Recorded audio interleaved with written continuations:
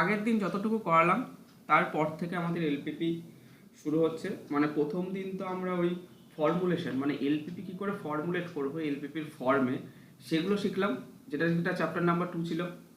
তারপর আমরা কি করলাম, তারপর আমরা গ্রাফিক্যাল মেথডে চলে গেছিলাম, যেগুলো আমরা ক্লাস 12-এ আমরা করেছিলাম। ঠিক আছে, গ্রাফিক্যাল মেথড।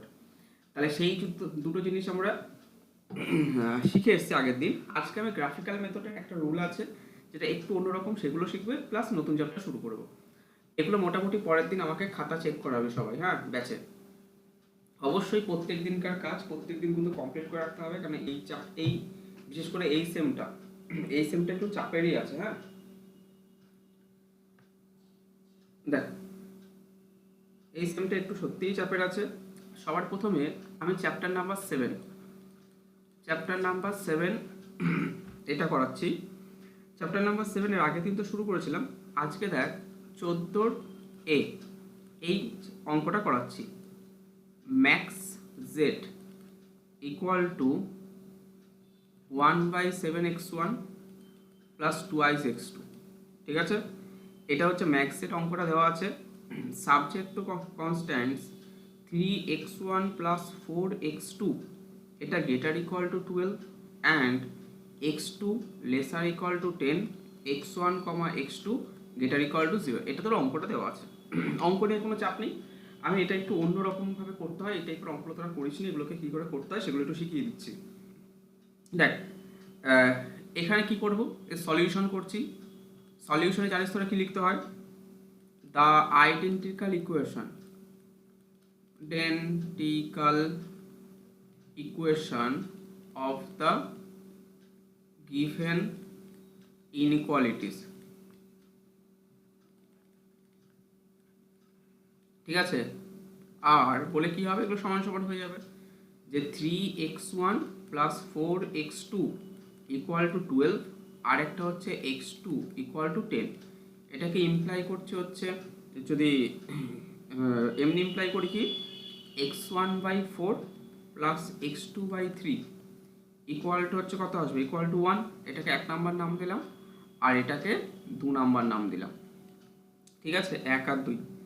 এবার আমরা কি করব, এখানে ছবিটাকে এবার আঁকবো আমরা। তাহলে ছবিটাকে একদম সহজ, তেমন কিছু এখানে লেখাবো না, বাট নতুন রুল একটু অন্য টাইপের করতে হবে, তাই আমি এটাকে শিখিয়ে দিচ্ছি। আর মোটামুটি তোরা এগুলোকে সব রাফে করবি, অত কিছু লিখে টিখে করার সময় নেই, বুঝতে পারছিস তো। তোরা প্রত্যেকে কি করবি, রাফে অঙ্কগুলোকে করবি। আচ্ছা, এবার ছবিটাকে যদি আঁকি, এখানে এই ছবিটা আমি ছোট্ট করে এঁকে দিচ্ছি, দাঁড়া। এটা হচ্ছে গ্রাফ। দেখ, এখানে x2 হচ্ছে 10, তাহলে একটু বাড়িয়ে দিই, মনে করে এটাকে 10 করে দিলাম। এখানে x1 লাইন, এটা x2 অ্যাক্সিস, এটা x1 অ্যাক্সিস। এখানে x2 ইকুয়াল টু 10 বলতে ধর এরকম কিছু একটা আসবে, x2 ইকুয়াল টু 10 লাইন, তাই তো। এটা ধর x2 ইকুয়াল টু 10 লাইন। আর এখান থেকে ধর 3 আর 4 তো, তাহলে x4 হচ্ছে 4,0, এটা মনে কর 4,0, এটা মনে কর 3,0। তাহলে 4,0 আর এটা হচ্ছে 3,0। এখান থেকে দেখ, এখান থেকে আমি তোর রেখাটাকে, মানে এটা 1 নাম্বার লাইনটাকে টানলাম, এটা 1 নাম্বার লাইন, এটা 2 নাম্বার লাইন। এবার আমি কি করছি, তোরা জানিস যে কি করবে, x1 x2 এর জায়গায় 0 0 বসাবো। তাহলে এখানে x1 এর জায়গায় 0, x2 এর জায়গায় 0 বসা। তাহলে 0 বসালে কি পাচ্ছি, এটা হচ্ছে 0 গ্রেটার ইকুয়াল টু 12, তাই তো। তাহলে এটা হচ্ছে মিথ্যা, এটা হচ্ছে স্যাটিসফাই করছে না মানে কি, এটার এদিকটা হবে। আর এক্স অক্ষের অলওয়েজ পজিটিভটা হয়, আর x1 অক্ষ আর x2 অক্ষের অলওয়েজ পজিটিভটা, মানে ফার্স্ট কোয়াড্রেন্ট, যেহেতু এটা গ্রেটার ইকুয়াল টু 0 ছিল এখানে, সেই সেন্সে আসছে এটা ছবিটা। তারপর এখান থেকে দেখ, আর এই লাইনটা এখানে যদি x2 মান 0 বসাই, তাহলে 0 লেসার ইকুয়াল টু 10, এটা সত্য, তার মানে এই দিকটা আসছে। তার মানে কোন জায়গাটা আসছে, এই জায়গাটা আসছে, ভালো করে দেখ, এই জায়গাটা আসছে। ঠিক আছে, এবার প্রবলেম হচ্ছে, দেখ এটা কিন্তু এই দিকটা খোলা, তাহলে যেহেতু এই দিকটা, এটা হচ্ছে কত, এটা 4,0 ছিল, এটা হচ্ছে 4,0, এটা হচ্ছে 0,3, আর এটা হচ্ছে কত, এটা প্রান্তিক বিন্দু, তাহলে 1 2 3, এখানে 3টে প্রান্তিক বিন্দু পেলাম। আর এটা হচ্ছে তোর হচ্ছে 0,10, ঠিক আছে, 0,10, এই 3টে বিন্দু পেলাম। এবার এখান থেকে তুই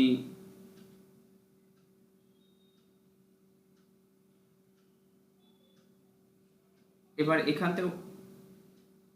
এখান থেকে লেখাটা কি করে লিখবি, যে এখানে লিখবি যে প্লটিং, আমি পুরোটা লিখাচ্ছি না, হ্যাঁ, প্লটিং দ্য গিভেন ইকুয়েশন। পরীক্ষার হলে একদম শর্টে ছেড়ে দেবো আমরা, এগুলো এত কিছু লিখবো না, শুধু এই লাইনটা তখন লিখতেই হবে, হ্যাঁ। Plotting the given equation in the graph we get the feasible region, ঠিক আছে। Plotting the given equation in the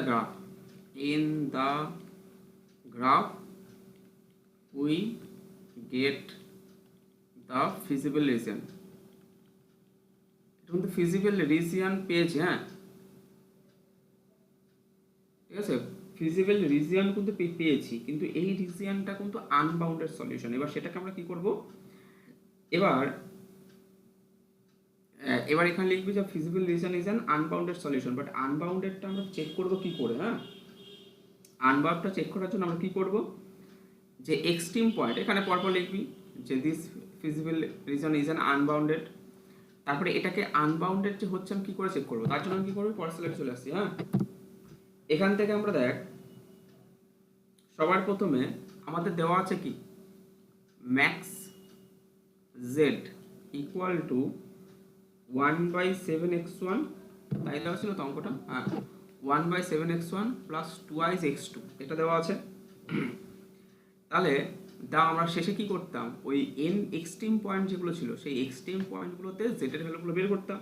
তাহলে সেম প্রসেস আমরা বের করব, the value of z at a ব্র্যাকেটে 4,0 ইকুয়াল টু, ক্যালকুলেশন করলে কত আসছে, অ্যাট বি, এটাকে নাম দিয়ে দিবি, এটাকে ধর এ বি সি এরকম নাম দিয়ে দিলাম।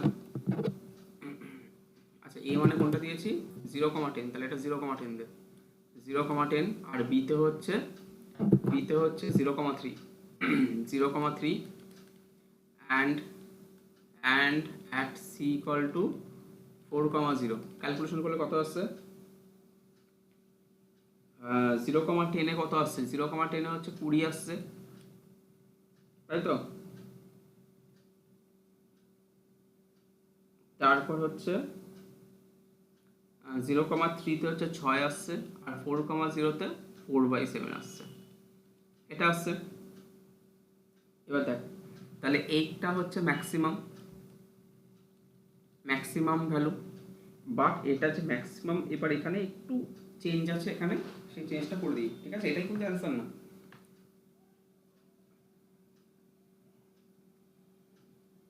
therefore the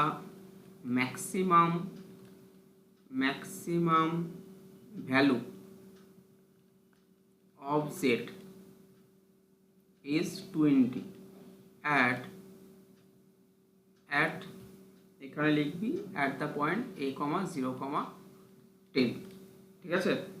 কিন্তু এটাই কিন্তু ম্যাক্সিমাম ভ্যালু না, আমরা কি করব, এখানে তো 0,10 ম্যাক্সিমাম, কিন্তু যদি তুই এখান থেকে এই লাইন দেখ, এই লাইন বরাবর যদি হাঁটিস, ভালো করে দেখ, এই সবুজ লাইন বরাবর যদি হাঁটিস, তার মানে কি, এর উপর যে কোনো একটা, এই লাইনের উপর যে কোনো একটা পয়েন্টকে আমি কী করি, বা এই লাইনের উপর যে কোনো একটা পয়েন্টকে আমি কী করে ধরতে পারি, এটাকে আমরা কে কমা, দেখ এটা K,10 এরকম করে ধরতে পারি না, যে কোনো একটা ফিক্সড লাইনকে, যেখানে কেটা ভেরিয়েবল। তাহলে এক্ষেত্রে যদি আমি এই লাইনটার ওপর, হ্যাঁ, এই যে এই লাইনটায় 2 নাম্বার যে লাইনটা আছে, এই লাইনটার ওপর যদি যে কোনো একটা পয়েন্ট ধরবো, যদি সেই পয়েন্টটাকে K,0 এরকম করে ধরি, তাহলে পয়েন্টটা দেখতে কেমন হবে দেখ। তাহলে আমি ভ্যালুটা কত পাবো, যে লেটাস টেক দেবি, এক্সাম্পলে এরকম করে অঙ্ক করে দেওয়া আছে, let us take a point K,10, ঠিক আছে, যেখানে k এর মান গ্রেটার দেন 0, কে হচ্ছে পজিটিভ সংখ্যা, নেগেটিভ না। তাহলে ম্যাক্স জেড ইকুয়াল টু কত পাবো, ম্যাক্স জেড ইকুয়াল টু যে 20 প্লাস K/7, দেখ এই পয়েন্টটা যদি এখানে বসাই, এইখানে যদি বসাই, তাহলে তাহলে 20 প্লাস কে বাই 7, এখানে কে এর মান যত বাড়াবো তত ভ্যালুটা কি হবে, লব তো বাড়ছে না, তা লব যত বাড়াবো তত তো এই ভ্যালুটা বাড়বে, তাহলে এটা গ্রেটার দেন 20, তাহলে কে এর মান যত বাড়াবো তত ভ্যালুটা কি হবে, আস্তে আস্তে বাড়বে। তার মানে আমি বুঝলাম যে এই যে লাইন বরাবর, এই লাইন বরাবর যত এদিকে যাব, ঠিক আছে, যত এদিকে যাব, ডান দিকে যাবো, এদিকে যাবো, তত কি হবে, ভ্যালুটা আস্তে আস্তে কিন্তু বাড়বে। তার মানে যখন K tends to infinity, when K tends to infinity, কারণ আস্তে আস্তে বাড়তে বাড়তে যখন ইনফিনিটি যাবে তখন কিন্তু দেন ম্যাক্স জেড, ঠিক আছে, max Z tends to infinity, কারণ কে টেন্স টু ইনফিনিটিতে max Z tends to infinity, ঠিক আছে। তার মানে এখান থেকে কি বললাম, কোনো ফাইনাইট ভ্যালু এখানে পেলাম না। তার মানে এখান থেকে বলতে পারি কি, যেহেতু কোনো ফাইনাইট ভ্যালু এক্সিস্ট করছে না, তাহলে বলতে পারি যে সলিউশনটা একটা আনবাউন্ডেড সলিউশন, ঠিক আছে। মানে আমাদের যে এটার যে সলিউশন বা এটার যে রিজিয়নটা, সেটা হচ্ছে আনবাউন্ডেড রিজিয়ন, ঠিক আছে। Therefore the given problem has an unbounded solution, therefore the given problem has an unbounded solution, ঠিক আছে। তাহলে যে গিভেন যে প্রবলেমটা আছে তার কি আছে না, আনবাউন্ডেড সলিউশন আছে, বোঝা গেল। তা ওই জায়গাটা একটু আরেকবার বলো না, ম্যাক্স জেডটা যখন টেন্স টু ইনফিনিটি হচ্ছে তখন আনবাউন্ডেড সলিউশন হচ্ছে, মানে ওই জায়গাটা মানে বুঝলাম না। অ্যাকচুয়ালি সবচেয়ে বেটার হচ্ছে এখানে তো রিজিয়নটা যেটা আছে, সেই রিজিয়নটা তো এই দিক থেকে আনবাউন্ডেড দেখতেই পাচ্ছিস, যে দিক থেকে আনবাউন্ডেড, মানে এখানে কোনো বাউন্ডারি নেই। যেমন আমাদের আগের দিন করেছিলাম ওগুলোর কি বাউন্ডারি ছিল, যেমন এরকম একটা যে ছবি হয়, তাহলে এরকম একটা ছবি গেল, আর একটা ছবি মনে করে এরকম গেল, তাহলে এইটুকু রিজিয়ন, তাহলে এটা বাউন্ডেড রিজিয়ন, বাট এটা তো বাউন্ডেড নয়। কিন্তু আমি যে এন্ড পয়েন্ট, মানে আমরা জানি অপটিমাল সলিউশন সাধারণত ওই এন্ড পয়েন্টগুলোতেই থাকে। এবার এন্ড পয়েন্ট এখানে তিনটে পেয়েছি, এবিসি, তাহলে এবিসি তিনটে পয়েন্ট আমি জেড এর ভ্যালু বসালাম, জেড এর ভ্যালু বসানোর পর, মানে জেড এ বসানোর পর দেখলাম ম্যাক্স এর 20 বেরিয়েছে, কিন্তু দেখছি না যে এই সমস্ত বিন্দু থেকে যদি পরপর পরপর এই লাইন বরাবর এগিয়ে যায়, ঠিক আছে, তাহলে সেক্ষেত্রে কিন্তু ম্যাক্স এরটা কি 20 থেকেও বেশি পাচ্ছি। এবার এই ক্ষেত্রে যদি এই লাইনটা তো ইনফিনিটি, লাইনটা এখানে তো শেষ নেই, তো ইনফিনিটি পর্যন্ত আছে, তাহলে সেক্ষেত্রে ম্যাক্স এর বাড়তে বাড়তে কি, অ্যাজ যে আমি একটা পয়েন্ট ধরলাম ওই লাইনটার ওপর, ঠিক আছে, এক্স টু ইকুয়াল টু 10, ওই লাইনটার ওপর একটা পয়েন্ট ধরলাম কে কে কমা 10, কে এর মান হচ্ছে গ্রেটার দ্যান 0, তাহলে কি হবে, এই ভ্যালুটা হচ্ছে অলওয়েজ 20 থেকে বড়, কিন্তু কে যত বাড়বে, কে টেন্স টু যদি ইনফিনিটি হয়, তাহলে এই কোটা ভ্যালুটা কি হবে, টেন্স টু ইনফিনিটি। তার মানে ম্যাক্স এর কোনো ফাইনাইট ভ্যালু পাচ্ছি না, ইনফিনিটিতে চলে যাচ্ছে, এর জন্য এটা আনবাউন্ডেড সলিউশন। যদিও ছবি দেখে বোঝা যাচ্ছে, বাট এখানে একটুখানি এইভাবে বলে দিতে হবে।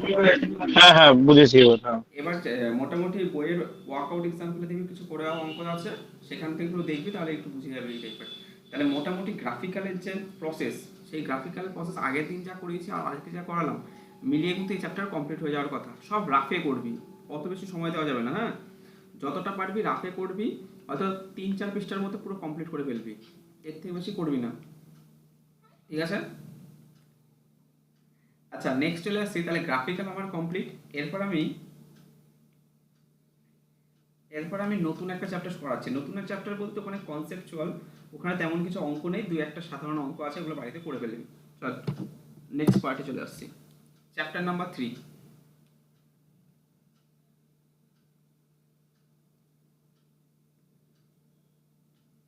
চ্যাপ্টার নাম্বার 3, এবার আমরা পরপর যাবো, হ্যাঁ, চ্যাপ্টার 3 পাঁচটা মাঝখানে বাদ দেবো, 6 এরকম পরপর পড়াবো। দেখ, চ্যাপ্টার 3 হচ্ছে slack and surplus variable, surplus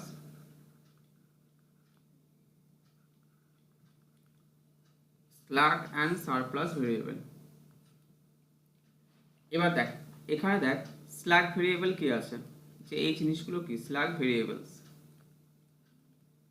slack variable কি আছে বলছে, হোয়েন দ্য কনস্ট্যান্টস, এটা অঙ্ক করতে গিয়ে আমাদের কাজে লাগে এবং এর ডেফিনেশনও পরীক্ষা আসতে পারে, হ্যাঁ, যে when the constants are in equation, হ্যাঁ, in equations, when the constants are in equation by the sign lesser equal to, মানে ইন ইকুয়েশনে, যেমন এখানে দেখ, এখানে যে আমি যে অঙ্কটা করলাম, এখানে দেখ, এখানে ইনইকুয়েশনটা গেটার ইকুয়াল টু আছে, এখানে লেসার ইকুয়াল টু আছে। বাট স্ল্যাগ ভেরিয়েবল কোথায় ইউজ করব? যখন দেখবো ইনইকুয়েশনে সাইনটা লেসার ইকুয়াল টু আছে, ঠিক আছে, ইন ইচ, তখন আমরা কি করব? যখন এরকম লেসার ইকুয়াল টু সাইন থাকবে, তাহলে in each inequations a variable is added, তখন একটা ভেরিয়েবলকে অ্যাড করা হয়। In each equation a variable is added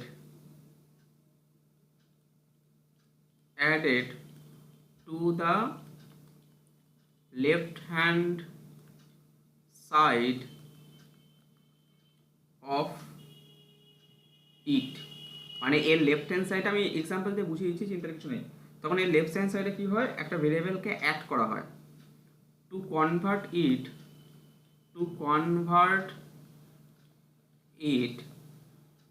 into an equation, ঠিক আছে। এই ধরনের যে ভেরিয়েবলগুলো আছে, these variables are known as slug variables, ঠিক আছে। এই ভেরিয়েবলসগুলোকে আমরা কি বলি না, স্ল্যাগ ভেরিয়েবলস বলি। এবার এখান থেকে দেখ, এখানে আমি তোর ধর একটা ইনইকুয়েশন, তার একটা এক্সাম্পল নিচ্ছি। এক্সাম্পলটা হচ্ছে একটা ইনইকুয়েশন, মনে কর 4x1 plus 3x2 plus 5x3 এটা লেসার ইকুয়াল টু মনে কর 15 আছে, এরকম একটা কিছু আবার ইনইকুয়েশন আছে, হয়তো আরও অনেক কিছু আছে, আমি শুধু এইটার এক্সাম্পলটা নিচ্ছি। এবার এখানে যেহেতু দেখ প্রথমত লেসার ইকুয়াল টু টার্ম আছে, তাহলে লেসার ইকুয়াল টু টার্ম আছে মানে কি, আমি মনে মনে ধরে নিতে পারি যে এদিকটা দেখ, এই পার্টটা লেসার ইকুয়াল টু তো 5, এই পার্টটা, তার মানে কি যে এই দিকটা কিছু, এটা বড় আর এটা ছোট, আমি এটা মানতে পারি। তাহলে এটা বড়, এটা ছোট, এই পাশটা আর এই পাশটা বড়, তাহলে এর সাথে এটাকে যদি আমি ইকুয়ালিটিতে কনভার্ট করতে যাই, তার মানে এর সাথে কিছু একটা যোগ করতে হবে, তুই এইভাবে মনে রাখতে পারিস, ঠিক আছে প্রসেসটা। তাহলে আমি কি করছি, ধর 4x1 plus 3x2 plus 5x3 plus কি করলাম, এখানে একটা ভেরিয়েবল অ্যাড করলাম, এই ভেরিয়েবলটা কি অ্যাড করে এটা ইকুয়ালিটিতে কনভার্ট হয়ে গেল। আগে যেমন কি যে লেফট হ্যান্ড সাইডে মনে কর কিছুটা কম আছে, রাইট হ্যান্ড সাইডে বেশি আছে, তাহলে কিছু একটা যোগ করতে হবে লেফটে, সেই যোগটা কি করতে হবে, x4 একটা নতুন ভেরিয়েবল অ্যাড করতে হবে, সেই ভেরিয়েবলটাকে আমরা বলি এটাই হচ্ছে স্ল্যাগ ভেরিয়েবল। খুব সহজ জিনিস, পরবর্তীকালে কিছুই মনে হবে না এই সমস্ত জিনিসপত্র নিয়ে, কিন্তু এখন যেহেতু নতুন ভাবে শুরু করছি, তারা তো জানতে আমার কর্তব্যের মধ্যেই পড়ে, তাই জানিয়ে দিচ্ছি। দেখ তাহলে এক্ষেত্রে এক্সপোর্টটা হচ্ছে কি না, স্ল্যাগ ভেরিয়েবল, ঠিক আছে। ঠিক একই রকম ভাবে সারপ্লাস ভেরিয়েবল আছে। সারপ্লাস ভেরিয়েবলটা কি আছে, আমি আর ডেফিনেশন বেশি কিছু লিখবো না, জাস্ট এমনি বলে দিচ্ছি। দেখ সারপ্লাস ভেরিয়েবল,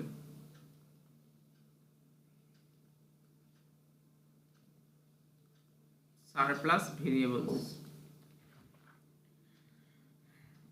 সারপ্লাস ভেরিয়েবল কি আছে বলছে, সবার প্রথমে সেম জিনিস, when the constant R inequation by the sign, এটা লেসার ইকুয়াল টু আছে, এখানে হবে কি, এখানে হবে গেটার ইকুয়াল টু, ঠিক আছে। এই প্রথম কথাটা এটা, তাহলে when the constant R inequation by the sign, এটা লেসার ইকুয়াল টুটা গেটার ইকুয়াল টু হবে। In each inequation a variable is added হবে, তো ওখানে হবে সাবট্রাক্ট, এই অ্যাডেডের জায়গা মানে এই জায়গাটা চেঞ্জ হবে, এই জায়গাটা চেঞ্জ হবে, এটা অ্যাডেডের জায়গায় হবে সাবট্রাক্ট, ঠিক আছে। সাবট্রাক্ট মানে এটা বিয়োগ করছি, আগে যেমন যোগ করেছিলাম এটা বিয়োগ করছি, to the left hand side of it to convert it into an equation, this variable আজ নোন অ্যাজ সারপ্লাস ভেরিয়েবল। তাহলে কি, যখন ইনইকুয়েশনগুলো গেটার ইকুয়াল টু থাকবে, যেমন ধর সেম প্রসেস আমি করলাম, ধর 4x1, ঠিক আছে, example plus twice x2 plus 3 into x3, এটা মনে কর গেটার ইকুয়াল টু 15 আছে। তাহলে গেটার ইকুয়াল টু 15 মানে এখানে আমরা বুঝতে পারছি যে এটা একটু বেশি আছে, এটা একটু কম আছে। তাহলে যেহেতু বেশি আছে, তাহলে এটার সাথে এটাকে সমান করতে গেলে কি করতে হবে, এর থেকে কিছু বিয়োগ করতে হবে, বিয়োগ করলে সেটা এর সাথে সমান হয়ে যাবে। ঠিক আছে, তাহলে এক্ষেত্রে যে ভেরিয়েবলটা আমরা বিয়োগ করে পাচ্ছি সেটাকে আমরা বলি, ধর আমি এখানে 4x1 plus 2x2 plus 3 into x3 minus এখানে মনে করো x4 করলাম, এটা ইকুয়াল টু 15 করলাম। তাহলে কি এখানে x4 এর মান 0 হতে পারে। যদি x4 0 হয়, যেমন এখানে গেটার ইকুয়াল টু আছে, যদি ইকুয়ালিটি হয় তাহলে x4 এর মান 0। ঠিক আছে, আর যদি না এটা গেটার দেন, এই পাশটা যদি লেফট হ্যান্ড সাইডে যদি গেটার দেনই হয়, তাহলে এর থেকে কিছু একটা বিয়োগ করবে যাতে করে এর সাথে সমান হয়, তাহলে ওটাই হচ্ছে x4। ঠিক আছে, তাহলে এখান থেকে দেখ, এখান থেকে তোর তাহলে এই যে ভেরিয়েবলটা যেটাকে বিয়োগ করলাম সেটা হচ্ছে সারপ্লাস ভেরিয়েবল, সারপ্লাস ভেরিয়েবলস। ঠিক আছে, তাহলে আগেরটা যেমন স্ল্যাগ ভেরিয়েবল ছিল, এটা সারপ্লাস ভেরিয়েবল। এবার দেখ এখানকার অঙ্কগুলো কেমন আছে। আচ্ছা, আরেকটা টাইপের হচ্ছে ভেরিয়েবল হয়, ভেরিয়েবলটা হচ্ছে আনরেস্ট্রিক্টেড সাইন। ঠিক আছে, পরবর্তীকালে আমরা এগুলো পড়বো সব, এবং এরকম টাইপ দিয়ে আমাদের অঙ্কও করতে হবে, তখন এগুলো আর কিছু মনে হবে না। দেখ, variable unrestricted in sign, unrestricted,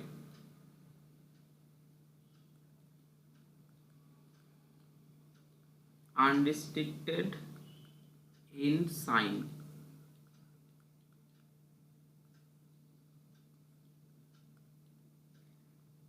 এবার এখান থেকে দেখ আনরেস্ট্রিক্টেড ইন সাইন এই ভেরিয়েবলটা, তাহলে স্ল্যাগ, সারপ্লাস আর আনরেস্ট্রিক্টেড ইন সাইন এই তিন রকমের ভেরিয়েবল কিন্তু আমরা ইউজ করি। এটা কখন ইউজ করি, এটা হচ্ছে দেখ the difference of two non-negative, the difference of two non-negative variables, বুঝিয়ে দিচ্ছি চিন্তার কিছু নেই, is a variable,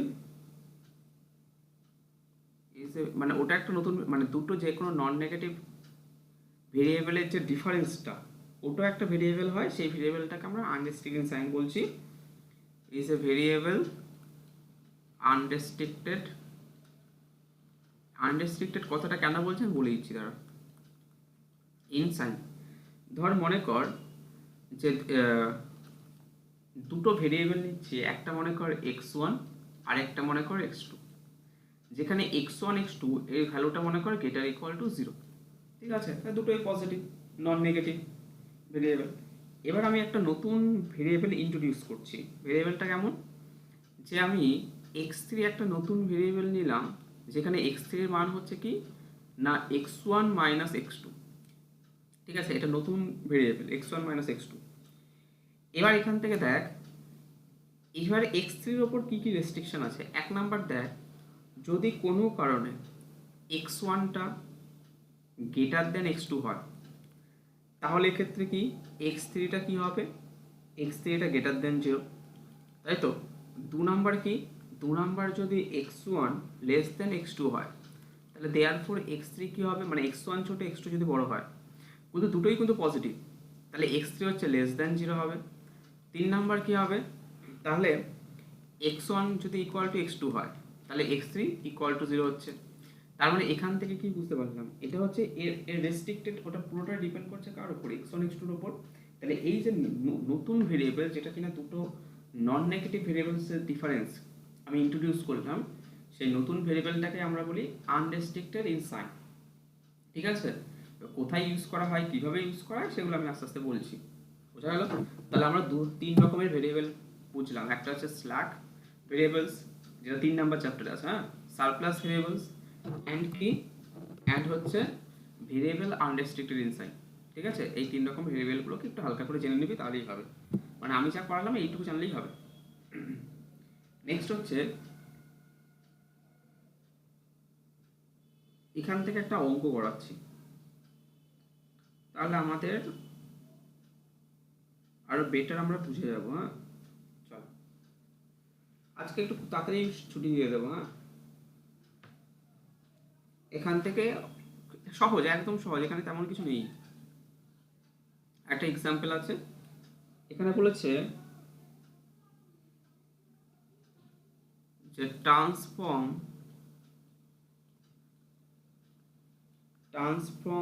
the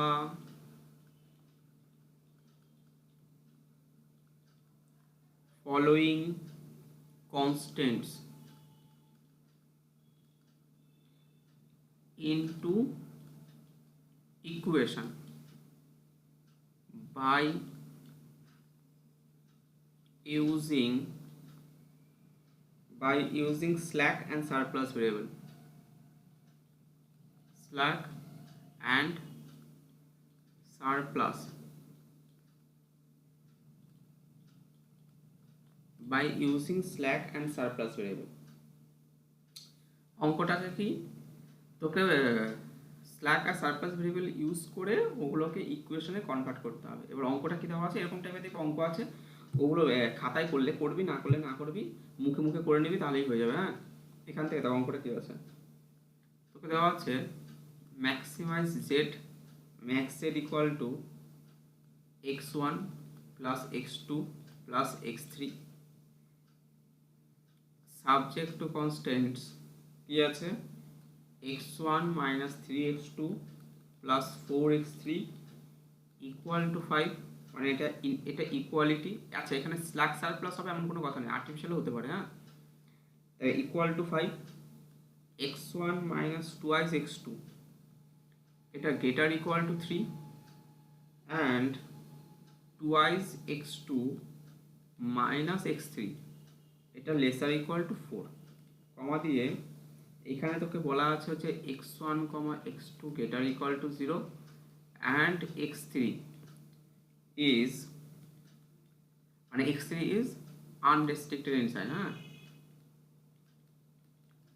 restricted in sign, ঠিক আছে। তাহলে এখান থেকে কি হলো যে x1 x2টা পজিটিভ বলে দেওয়া আছে এবং x3 আনরেস্ট্রিক্টেড, মানে এটা পজিটিভ হবে না নেগেটিভ হবে এটা ডিপেন্ড করবে তাদের উপর। হ্যাঁ, এবার এখানে আমি কি করব, যে এরকম যদি অঙ্ক থাকে তাহলে সেগুলোকে আমি ইকুয়েশনে কিন করে কনভার্ট করব। দেখ তোরা কিন্তু এখানে দেখ গ্রেটার ইকুয়াল টু ব্যাপারটা আছে, এখানে লেসার ইকুয়াল টু ব্যাপার আছে, এখানে কিন্তু ইকুয়াল ব্যাপার আছে। হ্যাঁ, তিনটে পার্টই কিন্তু এখানে আছে, তার জন্য এই অঙ্কটাকে চুজ করা হয়েছে যে এটা ইকুয়াল আছে।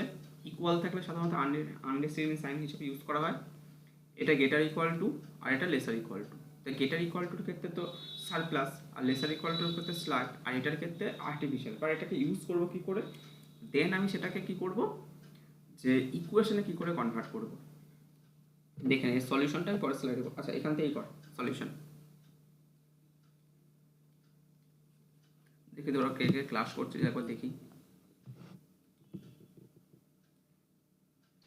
মানে দাদা এখানে যে কোশ্চেনটা দিতে স্ল্যাক আর সারপ্লাসের মাধ্যমে আমি এই গ্রাফটা ড্র করব, তাই তো? গ্রাফ না, এটা শুধু ইকুয়েশনে কনভার্ট করব, গ্রাফ না। 1380 টাকাটা ও আচ্ছা, গ্রাফটা হচ্ছে যা আছে সব আগে। হ্যাঁ, আগের চ্যাপ্টারে গ্রাফিক্যাল ও মেথড, আচ্ছা, ও মাইকটা অফ কর। গ্রাফিক্যাল মেথডের সাথে এটা পুরোটাই আলাদা। গ্রাফিক্যাল মেথডটা ছিল, গ্রাফিক্যাল মেথডে যাই থাকুক না কেন তোরা করে দিতে পারবি, অসুবিধার কিছু নেই। কিন্তু এখানে হচ্ছে তোর জাস্ট ওগুলোকে কনভার্ট করা, মানে ইকুয়েশনে কি করে কনভার্ট করব। আমরা তো গ্রাফিক্যাল মেথডে জাস্ট ধরেই নিতাম যে ডাইরেক্ট ইকুয়ালিটি লিখে নিতাম, কিন্তু এখানে ডাইরেক্ট ইকুয়ালিটি আমরা লিখবো না, ঠিক আছে। নেক্সট হচ্ছে এখানে কি করবো দেখ, এরপর অ্যাকচুয়ালি কি বলতো, এই ইকুয়েশনে কনভার্ট করে মেইন অঙ্ক শুরু হয়। এটা জাস্ট প্রাথমিক একটা স্টেপ, মানে এখানে কিছু অঙ্ক নেই, এখানে জাস্ট এইটাই অঙ্ক, কনভার্ট করাটা। এরকম পরীক্ষায় কিন্তু যে অঙ্কগুলো পরীক্ষায় আসবে সেগুলো হচ্ছে এটার উপর বেস করেই করতে হবে।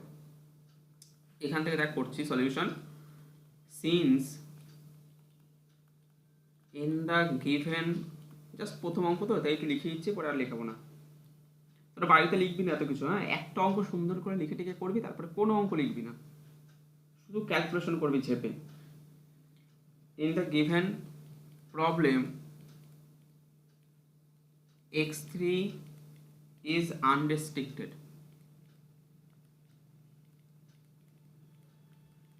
in sign, ঠিক আছে। x3 হচ্ছে unrestricted in sign, we put x3 equal to x3 dash minus x3 double dash, ঠিক আছে, এটা আমরা পুট করছি। where x3 dash x3 double dash greater equal to 0 and ঠিক আছে, যেখানে x3 ড্যাশটা কি, যেহেতু যখনই একটা আনরেস্ট্রিক্টেড সাইন হবে তখন x3 কে এইভাবে লিখে নিবি যে x3 equal to x3 dash minus x3 double dash. এখানে x3 dash x3 double dash হচ্ছে দুটোই গ্রেটার ইকুয়াল টু 0। আনরেস্ট্রিক্টেড গুলোর ক্ষেত্রে এইভাবেই ধরতে হয়, তোদের আগে একটু আগে দেখালাম। and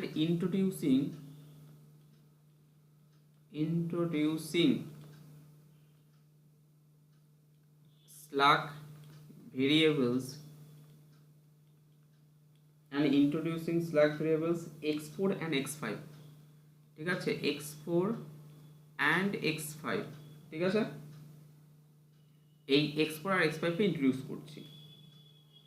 এবার আমি পরের স্লাইডে আসছি। দেন দ্য গিভেন প্রবলেম, এখানে লেখ then the given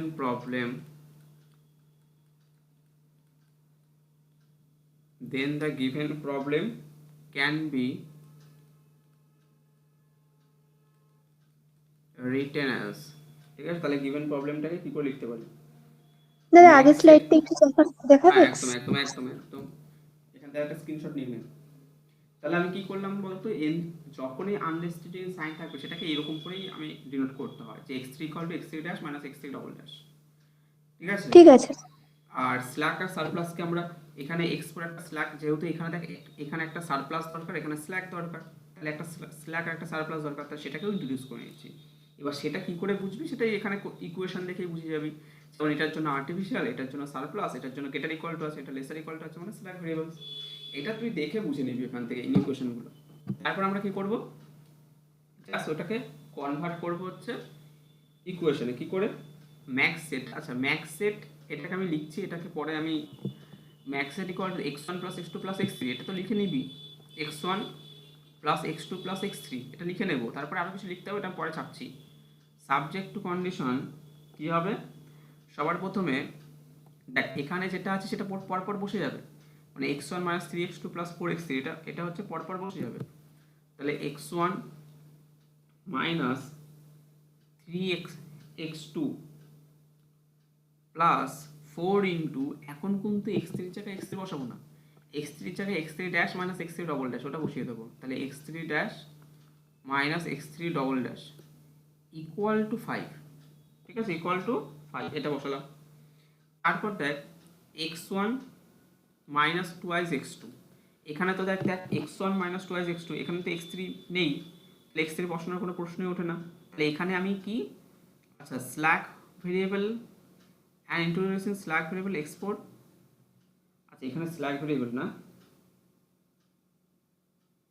and surplus variable x5, হ্যাঁ surplus variable x5 introducing slack variable x4 and surplus variable x5 we get বলে লিখবো, ঠিক আছে।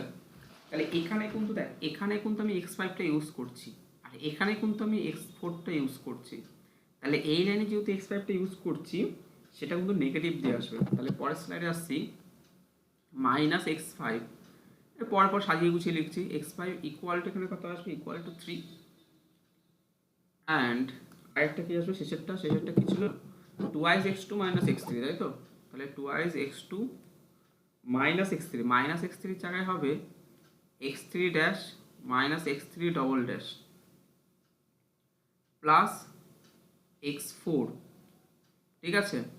এবার x5 এখানে নেই যেহেতু স্ল্যাক ভেরিয়েবল, তাহলে প্লাস x4 যোগ করলাম ইকুয়াল টু 4, আর এখানে আসবে কি x1 x2 x3 x4, ঠিক আছে।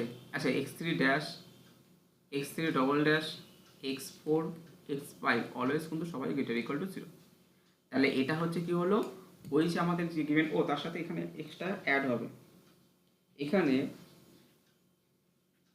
আমি একটু ভুল করেছি, দেখ ভুল না ঠিক, এখানে আমি একটু x3 মানে এখানে x3 dash minus x3 double dash এটা হবে, এখানে x3 মান বসবে, আর এটা হচ্ছে কি বলতো 0 ইন্টু x4 বসবে প্লাস 0 ইন্টু x5 বসবে। এগুলো হচ্ছে x4 x5 গুলো কি বলতো, এগুলোর কস্ট, এগুলোর হচ্ছে এই যে সহগগুলো আছে না, এগুলোর কষ্ট হচ্ছে 0 লেভেলে রাখছি। তার মানে দেখবি আমরা যখন আগের দিন বলেছিলাম, আগের দিন দেখুন ফর্মুলেশন যখন করছিলাম, সেই ফর্মুলেশনে কি করছিলাম, ফর্মুলেশনে দেখবি আমরা এরকম করে করছিলাম যে ম্যাক্স জেড ইকুয়াল টু মনে কর 100x1 প্লাস 200x2, মানে কি ধর এরকম করছিলাম, মানে কি ধর আমার 100 টাকা লাভ হয় এক ইউনিটে, বা ধর একটা মোবাইল বিক্রি করে আমার 100 টাকা লাভ হয়, তাহলে x1টা মোবাইল বিক্রি করলে আমার কত লাভ হবে, 100 ইন্টু x1।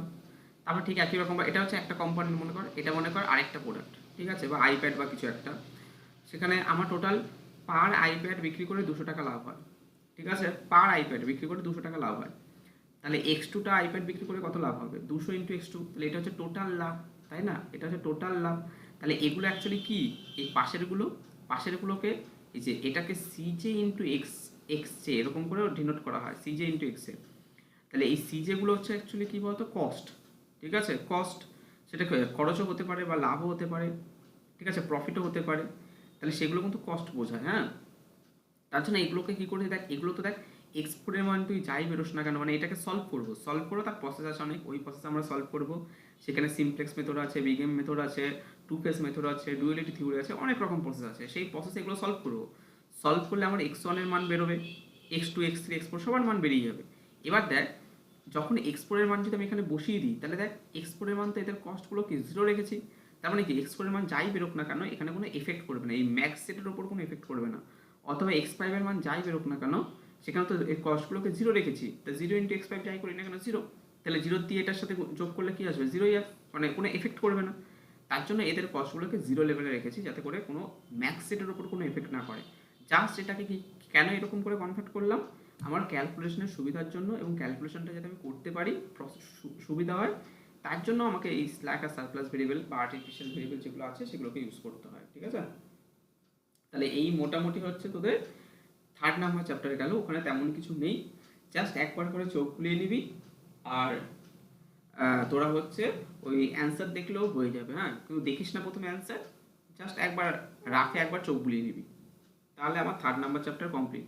তাহলে আমার 2 হয়ে গেল, 2 কমপ্লিট করবি, একদম লিখে করবি না, জাস্ট অঙ্কটাকে পড়বি, ছকটা করবি, ডাইরেক্ট অ্যান্সার লিখবি, ঠিক আছে। 2 নাম্বার চ্যাপ্টার হয়ে গেল, 3 নাম্বার এখন করিয়ে দিলাম, এটাও কমপ্লিট। আর 7 নাম্বার চ্যাপ্টার তো কিছু বলার নেই, এগুলো তো 12 ক্লাসের জিনিস, ঝেপে করবি একদম গ্রাফিক্যাল মেথডের অঙ্কগুলো, বাট রাফে করবি, অত কিছু লিখবি না, দরকার এক পেজের মধ্যে 4-5টা অঙ্ক করে ফেলবি, ঠিক আছে, অত সময় নেওয়া যাবে না।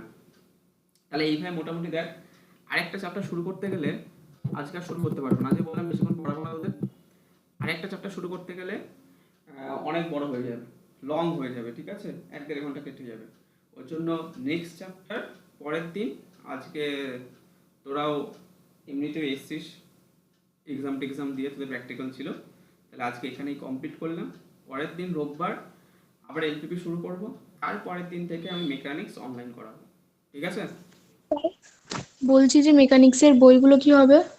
মেকানিক্সের বই হচ্ছে আমি বলে দেবো পরের দিন, ঠিক আছে। মেকানিক্সের বই কিন্তু হচ্ছে ওই একটা বই, ডায়নামিক্স অফ পার্টিকেলের একটা সাহা গাঙ্গুলি একটা হ্যাঁ সাহাগাঙ্গুলির বই আছে, ঠিক আছে, হ্যাঁ দত্ত জানার বই আছে, ঘোষ হ্যাঁ চক্রবর্তীর বই আছে, আর এন স্যার মনে হ্যাঁ হয় ঘোষ চক্রবর্তীর বই বলেছে, ঘোষ চক্রবর্তীর বই কিনলেও হবে, অসুবিধার কিছু নেই, ঠিক আছে। ঘোষ চক্রবর্তীর বইটা কিনতে পারিস। রিচিড ডিনামিক্স হচ্ছে আমি টোটাল নোট দেবো, ওটার কোনো বই লাগবে না। আর আচ্ছা ঘোষ চক্রবর্তীটা কিনতে পারিস, কিন্তু আমি হচ্ছে আর দত্তজানা বা সাহাগাঙ্গুলি কোনো কলেজ থেকে তুলে নিতে পারিস, ওটাকে পাশে রাখতে পারিস। আচ্ছা, ওগুলো মানে কিনতে হবে কারণ কলেজে নেই ওই বইগুলো। কিনতে হবে না, কিনতে কিছু আচ্ছা হবে না, ঠিক আছে, যদি ঠিক না আছে। থাকে না থাকবে, দরকার নেই, ও আচ্ছা দরকার হলে আমি দিয়ে দেবো, ঠিক আছে। আচ্ছা তাহলে স্যার এই ঠিক আছে। মোটামুটি বই, আর তোরা পারলে যেহেতু এই ইসে প্রবাল আছিস, আরএম স্যারের কাছে কে আছিস, আরএম স্যারের কাছে পড়িস। দাদা আছি আমি। ও বলছি আরএম স্যার হচ্ছে ঘোষ চক্রবর্তী বই কিনতে বলেছে তো। হ্যাঁ স্যার তো তাই বললেন। ঠিক আছে, যদি স্যার ঘোষ চক্রবর্তীর বই কিনতে বলে তাহলে আমি ঘোষ চক্রবর্তীই করাবো, কারণ আমি দুটো বই তোদের প্রেশার দিচ্ছি না, যে কোনো একটা বই করলেই হয়। আমি ঘোষ চক্রবর্তীর বই তাহলে, যেহেতু ম্যাক্সিমাম সবাই ঘোষ চক্রবর্তীর বই কিনে ফেলেছিস, তাহলে ঘোষ চক্রবর্তীটাই করা, ঠিক আছে, আমার কোনো অসুবিধা নেই। আর স্যার আমার বলছি 3 নম্বর পেপারটা। তিন নাম্বার পেপারটা হচ্ছে যারা আছিস তাদের নিয়ে আলাদা করে একটা গ্রুপ করবো, গ্রুপ করে আমি হচ্ছে ওটা সপ্তাহে একদিন এক্সট্রা করে পড়িয়ে দেবো। মানে এই 2 দিনের মধ্যে কোনো ওর মধ্যে ঢুকবে না, ওটা টোটালটাই অনলাইন বেসিসে পড়িয়ে দেবো। 3টে পেপার আচ্ছা স্যার, আর এটার জন্য আর বই জোগাড় করতে হবে? আপাতত কোনো বই টই লাগবে না, নোট দিয়ে দেবো। আচ্ছা আচ্ছা আচ্ছা, ঠিক আছে। হ্যাঁ এটা কিছু বইটা তোদের আছে, ডিফারেন্সিয়াল ক্যালকুলাসের মোটা বইটা যেটা হ্যাঁ ম্যাথের হ্যাঁ। বই ছিল, ওই বইটা আছে, তার সাথে কিছু নোট আছে, ওই মিলিয়ে মিশে হয়ে যাবে। আচ্ছা স্যার, ঠিক আছে। ঠিক আছে, সবাই ভালো থাকিস, সুস্থ থাকিস।